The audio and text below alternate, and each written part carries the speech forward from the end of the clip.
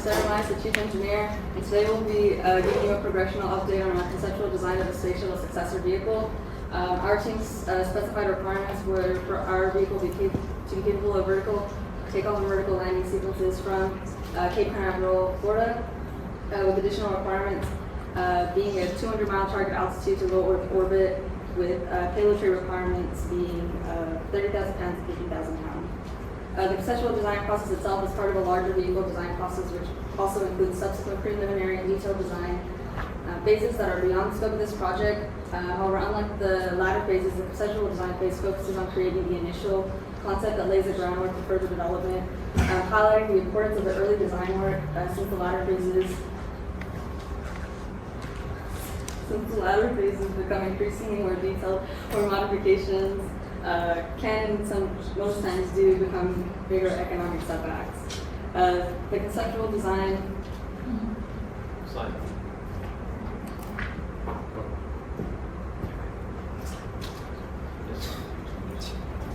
The conceptual design process can be further broken down to 4 distinct phases, including project initiation, parametric sizing, configuration layout, configuration evaluation. And to briefly summarize these phases, for us, project initiation consisted of breaking down similar reference vehicles to understand how the main components must operate in order to gain broader vehicle assumptions about our design before the subsequent parametric sizing phase takes place, where the vehicle becomes generally sized. Before then, moving on to the configuration layout phase, where design becomes more detailed with external and internal component placements. So finally, the design decisions made in the configuration layout phase are put to the test in configuration evaluation to see if the vehicle meets all of the proposal requirements. To bring the conceptual design to full fruition, our team has divided itself into 7 design teams shown here, overseen by 1 synthesis team and 1 chief engineer.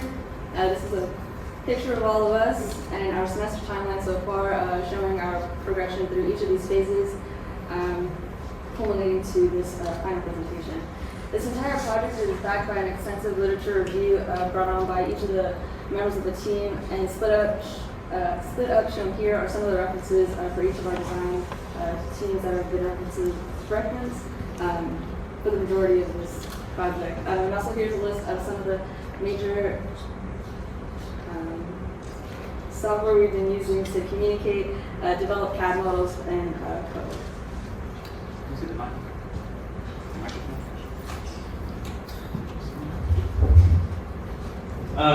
Hello, I'm the propulsion lead, Henry Boot, and the father of vertical takeoff, vertical landing, single stage to orbit configuration is Pioneer Philip Bono.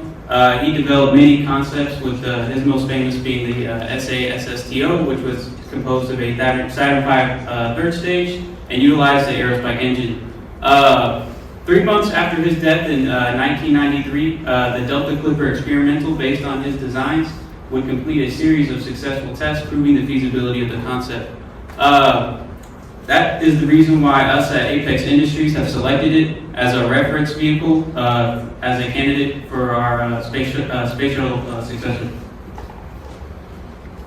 To add on to our historical continuum, the space shuttle itself flew 133 successful missions to low Earth orbit, with the exception of 2 resulting in failures over the span of 30 years. And since then, a successful successor has yet to see full operational abilities.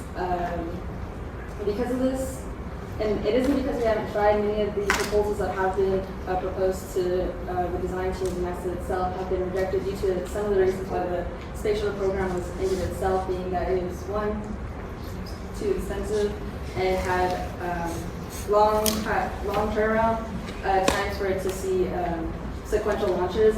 Because of this, Apex Industries has proposed that a space shuttle successor would ideally combine the reusability of the space shuttle, the simplicity of single-stage to orbit concepts, and the cost efficiency of vertical takeoff and vertical landing technologies. To further lay the foundations of our project, we compared different sizing methodologies to justify using the hypersonic convergent sizing method. Although this comparison doesn't cover all sizing processes, it does highlight the limitations of traditional design strategies for hypersonic vehicle applications, particularly in terms of the integrated main component sizing and vehicle volume considerations. Hypersonic convergence allows for this component integration and volume accountment, making it the preferred choice. Additionally, its iterative nature and suitability for hypersonic applications were key reasons for selecting this method for our design process. bringing us into our project initiation phase, where our reference vehicle, the BCX, was decomposed to formulate vehicle assumptions based on differences gathered from understanding how similar vehicles with vertical takeoff, vertical launch, fuel-related single-stage to orbit concepts generated their lift, generated their thrust, allocated their volume, and controlled themselves throughout the flight. With final deliverables of this phase being configuration concepts that are applicable to our mission for use in the subsequent parametric sizing phase. My name is Fernando Parr, and I'm the geometry team lead. For project initiation, the geometry wanted to explore a wide variety of different geometries. This was accomplished mainly in the parametric modeling software, OpenESP. In that software, we modeled different vertical takeoff, vertical landing, and single stage to orbit vehicles. And we focused on two key parameters. The first one was the wetted area to platform area parameter, and the second one was the volume to platform area parameter. The wetted area is pretty much similar to the surface area of the vehicle, pretty much the area exposed to the external airflow. And the platform area is pretty much the projected area of the vehicle when viewed from the top. So using OpenBSP's geometry computation tools, we found these key parameters, and then in Excel, we plotted them all, and we created trend lines for use in the parametric sizing stage.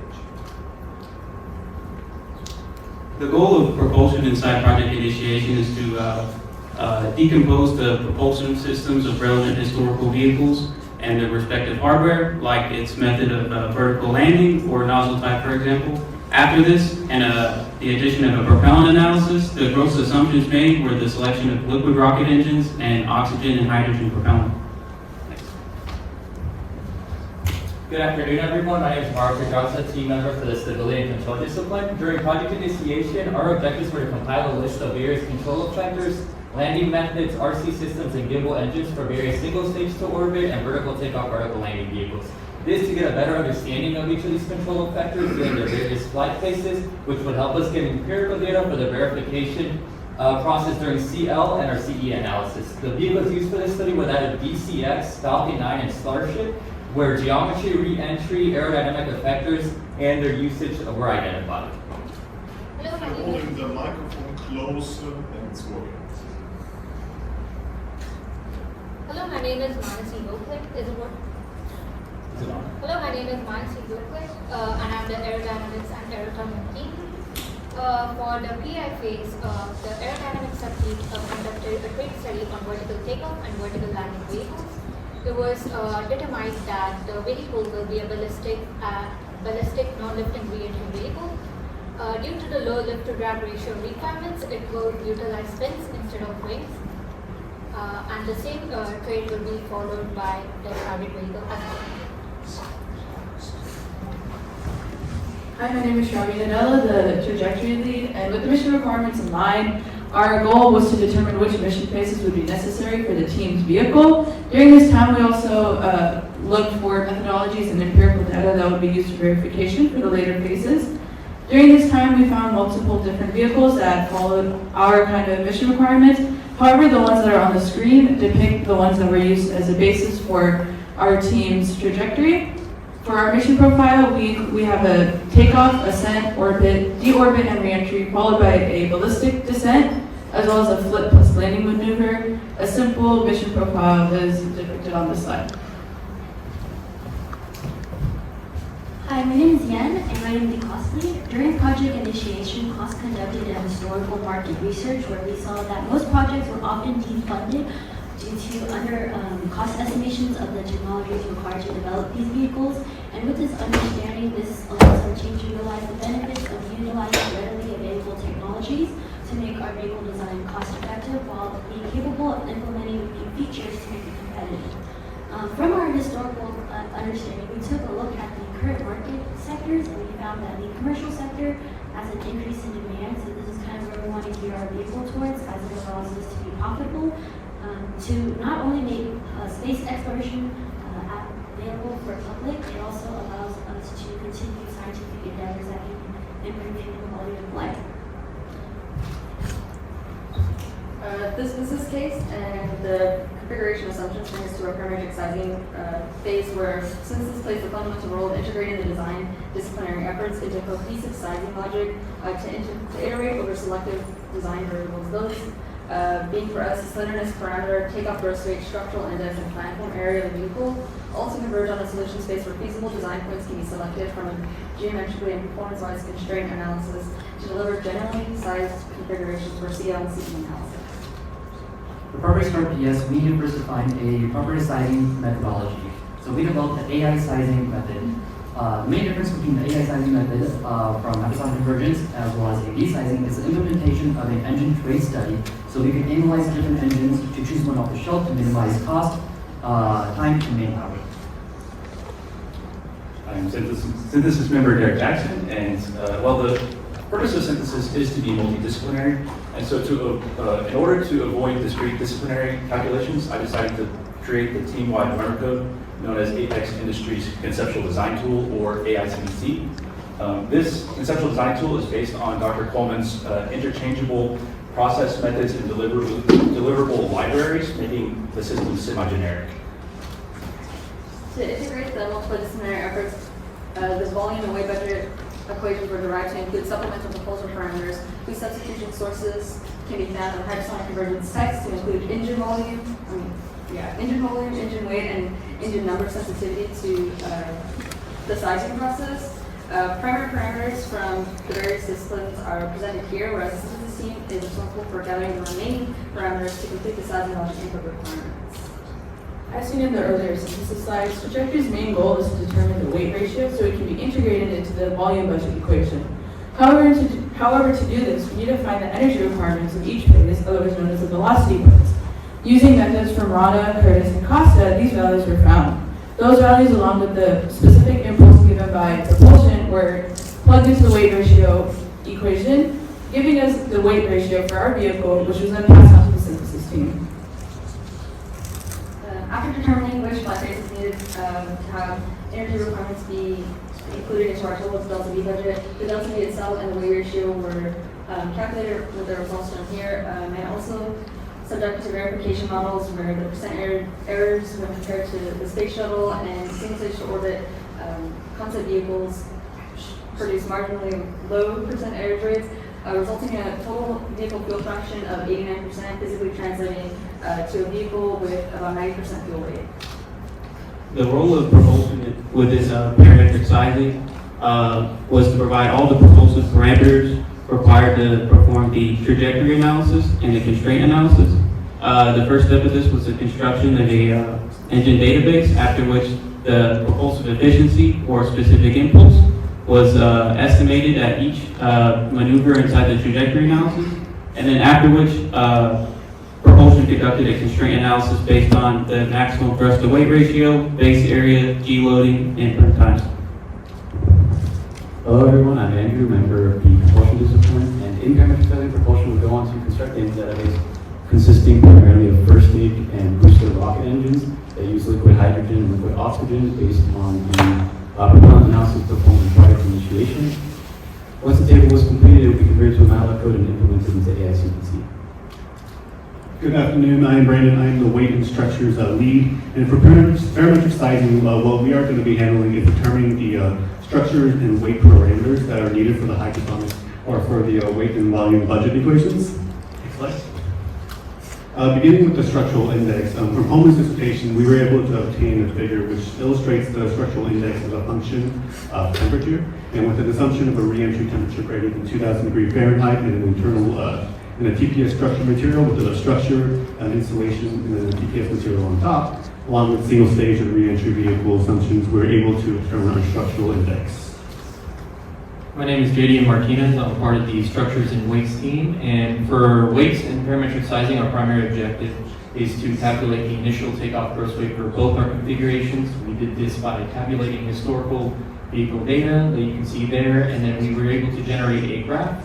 Based on this graph, we can use the regression line in order to calculate both the initial takeoff gross weights for both configurations. From the various disciplinary inputs, the synthesis team generated and delivered an array of converged values that corresponded to general vehicles with weights and volumes with no specific shape. So it was the geometry team's job to generate geometry for each of those converged values. This was mainly accomplished through a least squares fit surface fit that made equations for the volume and the planetary area of the vehicle in terms of length and a scale factor of the initial model. The initial model chosen was the Starship since it has a high planetary area with respect to its volume, which allows it to perform rapid aerodynamic braking maneuvers. If we go over to the next slide, you can see that the generated geometry for the last iteration of the geometry code conformed quite closely to the input trend line used for the synthesis code, which verifies its validity for the results. Now AICDT is built up with those disciplinary calculations. Synthesis ran a simple verification where we resized the space shuttle. And shown here is the actual point solution of space shuttle inside of the converged field output from AICDT, which gives us confidence in the following AICDT results. After integrating all the disciplinary parameters into AICDT, we conducted the engine trace study inside of AICDT, which produces the following 6 solution spaces for the 6 engines inside of our code. To minimize the solution space, we implemented constraint analysis that can be seen.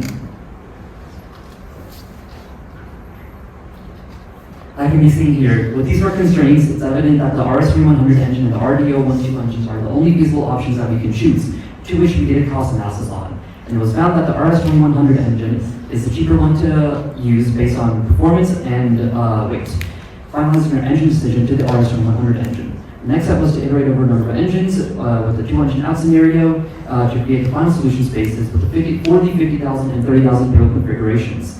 One of our mission requirements is also to launch from Cape Canaveral, so we applied a launchpad constraint to ensure that they have the facilities to carry out a vehicle, to which we found they have 2 launchpads we could use. Finally, here are the 30,000 and 50,000 payload configurations with the solution spaces superpositioned on top of each other with the constraint analysis. The results of our constraint analysis left us with a more manageable amount of design points to choose configurations from, where design points of the 30,000-pound vehicle codename Speedy and the 50,000-pound vehicle codename BP can be seen in their respective solution spaces. The table lists the general size attributes, including the weight and volume budgets, providing insight to the various parameters such as the deliberately chosen structural index and takeoff gross weight parameters to observe the solution space variations. It also highlights the nearly circular KW values, which are close to a value of pi, supporting the circular configuration assumption. Which brings us to our configuration layout phase, where synthesis plays a less moderate role, overseeing the development of the geometric external model, complete with TPS and control vectors for the internal propulsion structures and system components to be placed. For subsequent CG checks, parametric size and size validation, before moving on to further CE analysis. So it was decided that synthesis could upgrade and iterate AICDT itself into AICDT 2.0. And the AI code name is actually a clever revision tracking number. It's not arbitrary, which will allow the team to use these configuration layout parameters for the basis of their evaluation, or as a touchstone to change the layout itself. The majority of those values just seen on the parameters. Majority of those parameters just seen on the tables come from the final model, which is essentially the final deliverable of CL into CE. The individual disciplinary models were sent to synthesis to create the final model, and it starts off with the vehicle being generated, and the vehicle shell being generated in OpenVSP by the geometry team. Then to create the external layout, the propulsion team places the necessary engines required for the thrust or for takeoff, and the subliminal control team sized and placed the wings in an iterative process from CL and CE. Now to create the internal layout. The propulsion team sizes the propellant tanks, and they're placed with the assistance of the weights and geometry team. And finally, the weights team sizes the rest of the internal components, which leads us to the final model seen on the screen. The build-up of this final model can be explained by disciplines now. As Bobby mentioned, the start for the configuration layout has only the external shell of the vehicles. You can see the 2 vehicles over here. As the disciplinary contributions add up, we update this model before taking it into the configuration evaluation phase. The goal of propulsion within configuration layout is to perform all the necessary calculations to conduct a layout of the required engines, RCS tanks, primary propellant tanks, and pressure tanks. And in order to size the nozzle, it was Its geometric dimensions were calculated using its performance parameters, after which it was modeled and then arranged in a vertical landing arrangement. We selected a gaseous oxygen and hydrogen RCS system to do away with the toxic traditional hypergolic propellants used. And this also allows for our RCS system to tap off our primary propellant tanks. Next. In configuration layout, propulsion will also determine the size of the main fuel tanks that house the liquid hydrogen and liquid oxygen used to fuel the RS-2100 engines. This would be done through a pump feed system, and as such, a pressure intake was also required in order to maintain an appropriate pressure within the main tanks as the propellant was depleted. In order to do this, we use the takeoff gross weight ratio and fuel ratio to determine the weights of the liquid hydrogen and liquid oxygen, which would then be used to find the volume.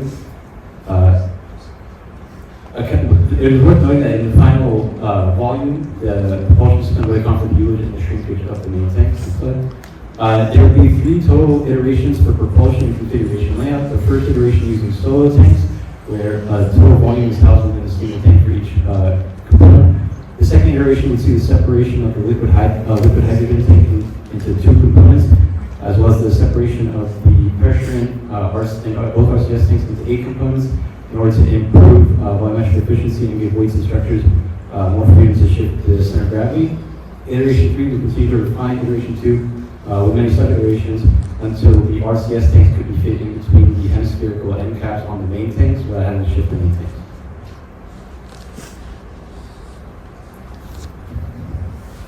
Weighting structure's role in configuration layout is determine 3 main things. Determine the placements and the selections of different type of tasks that we're going to cover. Beginning, we're going to cover stability, survivability of the landing gears. Next slide, which is shown here. The placements of the landing gears and the sizing of them, there were 2 main concerns whenever it came with this. This was the stability, which makes sure that the landing gears can absorb the weight upon the landing phase, and then the stability, making sure that any horizontal forces that come across, the rocket can remain stable. Shown here is our configurations for beefy and speedy. Both of them are using a number of landing gear, 4 different landing gears, with the clearance, ground clearance sized appropriately. And I'm also on the aerodynamics and aerothermodynamics team, and one of the things we did was to determine the wall temperatures for the different TPS materials that were sent to us by the weights and structures team. And as shown here, all those temperatures were calculated and sent directly to weighted structures to use in the TPS analysis. The temperature distribution was taken from the aerodynamics subdiscipline, and the TPS materials were placed accordingly. The nose, the underbody part, and the fins are made out of tuffra, as they experience the most amount of heating during re-entry, and the top part of the vehicle, as it experiences lower heating temperatures, it's made out of AFRs.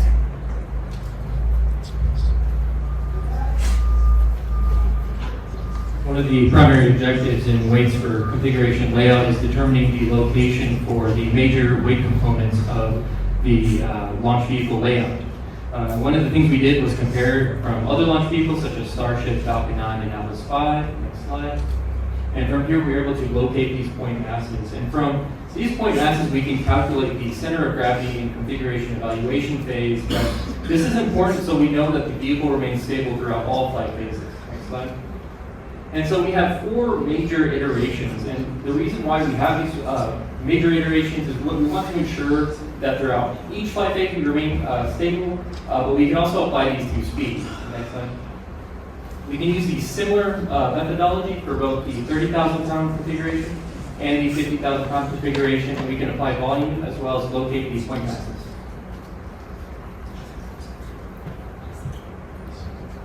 For the configuration layout phase, the aerodynamics sub-team conducted a trade study on airfoils to be provided to the stability and control team. Modified double wedge and diamond wedge airfoils were the 2 potential candidates. The final decision was made to go with modified double wedge airfoil, as it has a smoother pressure distribution, which makes sure which reduces the shock wave intensity as well as reduces the drag at high speed regime. I'm Victor Chang, and I'm the Stability Control Lead. And during the configuration layout, we'll be determining the effector configuration. So the main aerodynamic effectors that we're looking at is the body flap and the 4.5 fins.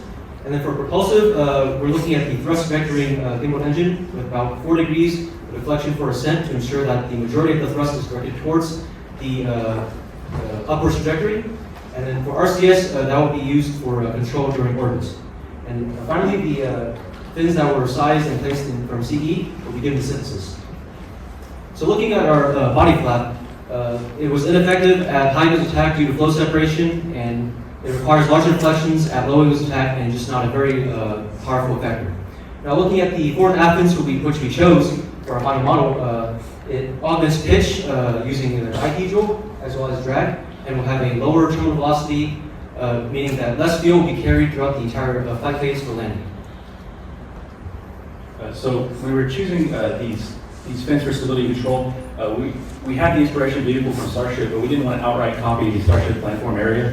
So we needed to do a qualitative analysis of all the planform areas shown above, in which we were looking at things for training things such as high-speed flight, the ground contact upon landing, and the center of pressure locations. And for all these considerations, we decided that the clipped delta wing was the most appropriate planform area. So for a multi-day mission, it doesn't really make sense to stuff passengers in chairs. That wouldn't be very comfortable. So we included sleeping cabins inside of our vehicle. We found that a polygonal layout seen in the top left render would allow for the most passengers to be carried without being too cramped. A simple render of the passenger cabin is seen over here on the right, top right. It has a sleeping bag anchored to the floor of the sleeping cabin with some storage space.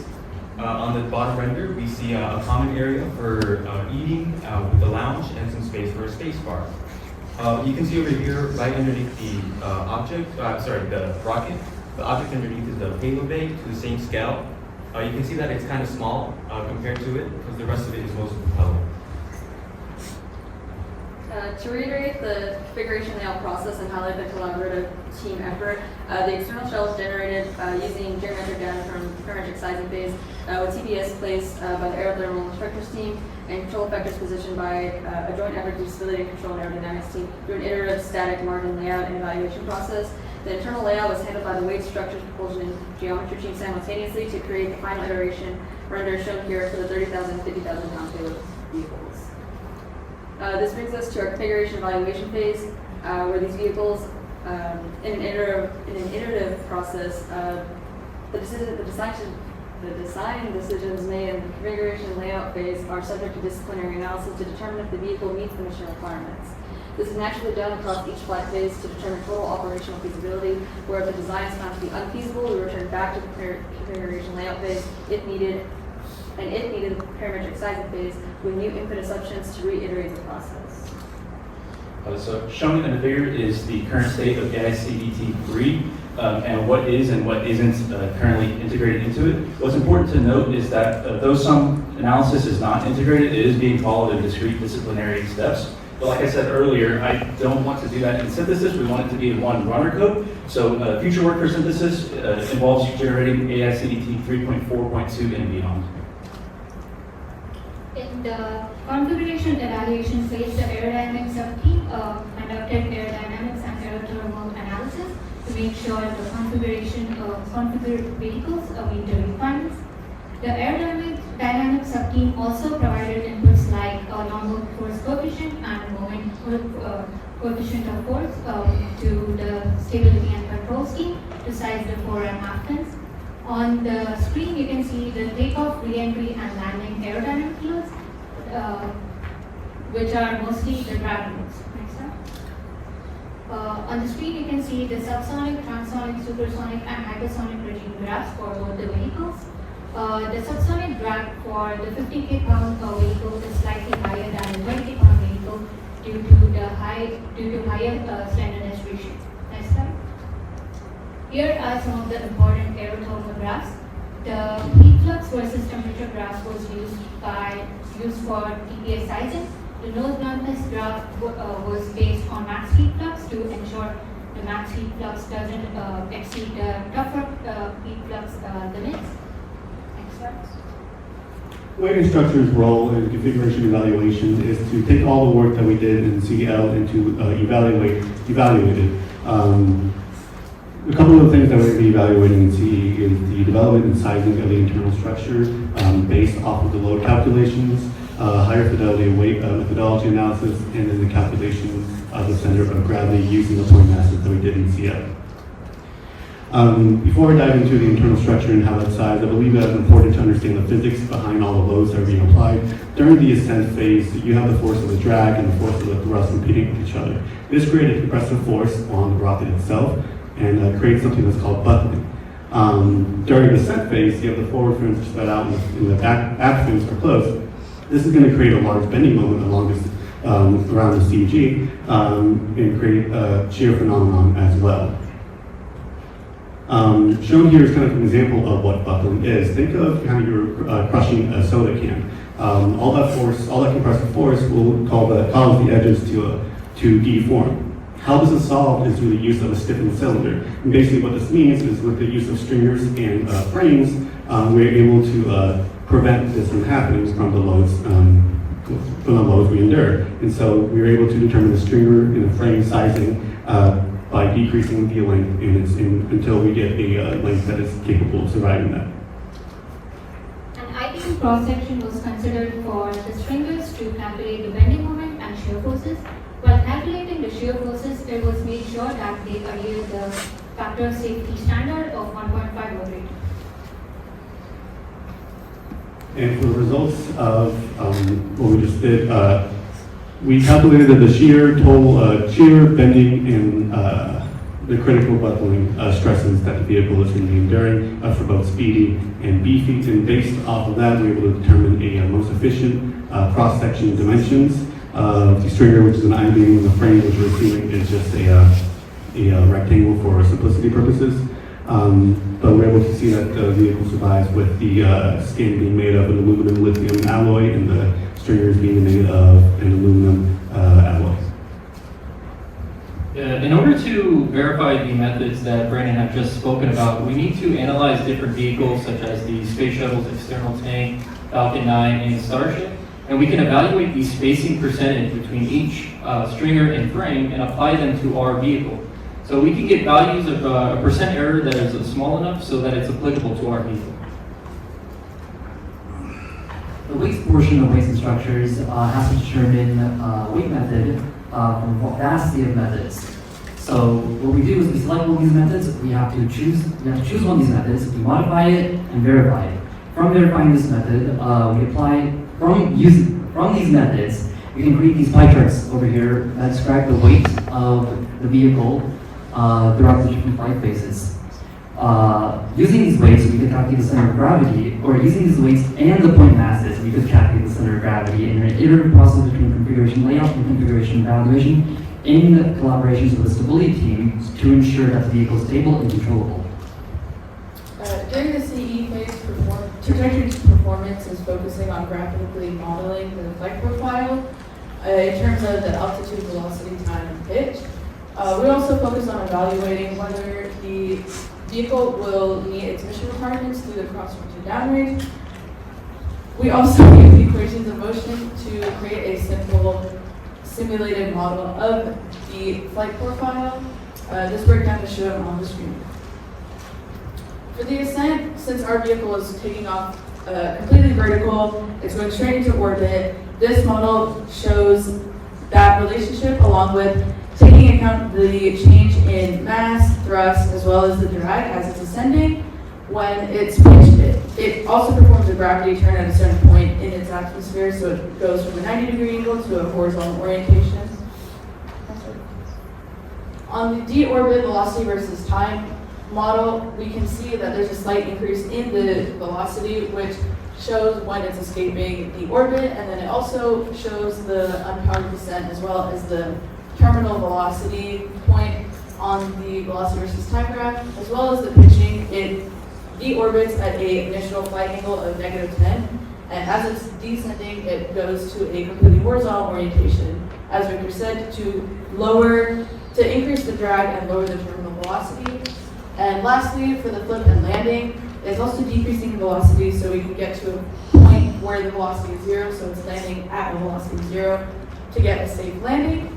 And all of our velocity versus time graphs were compared to the Starship graphs for verification. To continue the performance evaluation of our configurations, dynamic pressure plots were created as functions of altitude, time, and velocity, where we can extract the maximum dynamic pressure, commonly referred to as max Q, for the vehicle at about 30 kPa, which was later handed over to our stability and control discipline for fin sizing assistance. Next slide. We also did a study for the cross-range and downrange for the re-entry phase of the flight profile, and with the goals of trying to be as close as possible to the capabilities of the space shuttle as we aim to design its successor. Here's a preliminary simplified simulated model of our takeoff and orbit.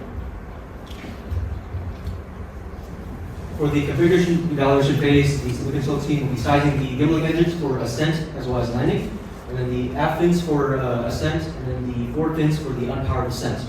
And the stack margin analysis will be used to determine the stability of the vehicle throughout all the flight phases. And the RCS will be used for control throughout the orbit. So sizing the fins is an iterative process where we take in multiple inputs from the other teams to account for both stability and controllability.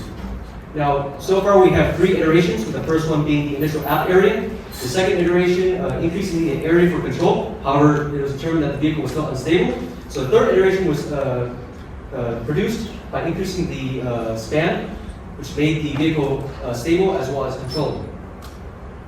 Now, for the thrust vectoring gimbal engines of 4 degrees during ascent for routine control, that itself is not able to provide enough control for the entire ascent portion, meaning that the aft fin will need to be added to improve the control ratio, meaning the control torque needs to be at least 1.5 times that of the aerodynamic torque. And this is done at a 1 engine out scenario at max landing pressure. And additionally, the forward fins will be folded during this portion of the flight profile. And then with the help of geometry team and the aerodynamics team, we ensured that the center of pressure is behind the center of gravity, giving us a positive static margin, meaning that the vehicle is stable. To continue on from what Victor just said about aft fin sizing, we want to go to forward fin sizing. And for this, we want to look at the descent, belly flop descent profile, as this has a non-trivial angle of attack and a depleted fuel weight, which for this, we'll be sizing the forward fin, and this for counter pitching moment. And this counter pitching moment will create a trim condition, which we can capture. And on the next slide, we can see as well in the lateral stability frame during this belly flop maneuver, with this extreme flight path angle, we have the deflection of the forward fins aiding in providing the lateral stability and longitudinal stability during the descent phase. Stability control also during this phase will determine and verify the location and number of RCS thrusters for our configurations to assist in attitude control during our orbit. This will be done by taking the moments of inertia at the various flight phases and a range of angular acceleration for orbit maneuvers, which will give us the torques required for the vehicle's axis. The deorbit flight phase was the one that produced the largest amount of torques that we will have to counter, which led to a final configuration or initial configuration of 40 total thrusters, 20 at the base of our vehicle and 20 at the nose of the base. Finally, for the landing phase of the flight profile, only one gimballing engine will be used for thrust vectoring with a maximum deflection of about 12 degrees. And the maximum dynamic pressure for landing is about 3,500 pascals. And for beefy, unfortunately, we do not produce enough control above 4,400 pascals, meaning that the forward fin will need to be extended to provide that additional control. And once under that, the gimballing engine for thrust vectoring will be more than enough to land the vehicle. And for Speedy, Speedy is controllable throughout the entire landing phase. So in configuration evaluation, cost is developing cost estimates based on the lifecycle cost of the vehicle as well as the transportation pricing and the risk associated with the project. On the next slide, to develop our cost estimates, we are utilizing trans-cost method that's developed by Dr. Cole. And a little bit about the process, it allows us to do rapid iteration based on parametric equations that relate weight components of the vehicle to trans-cost factors and outputs a cost estimate based on work year. And work year is just the optimal work output that a company can produce within a given year, and this amount can be translated into dollar amounts. To verify the accuracy of the method for application, we have a table on the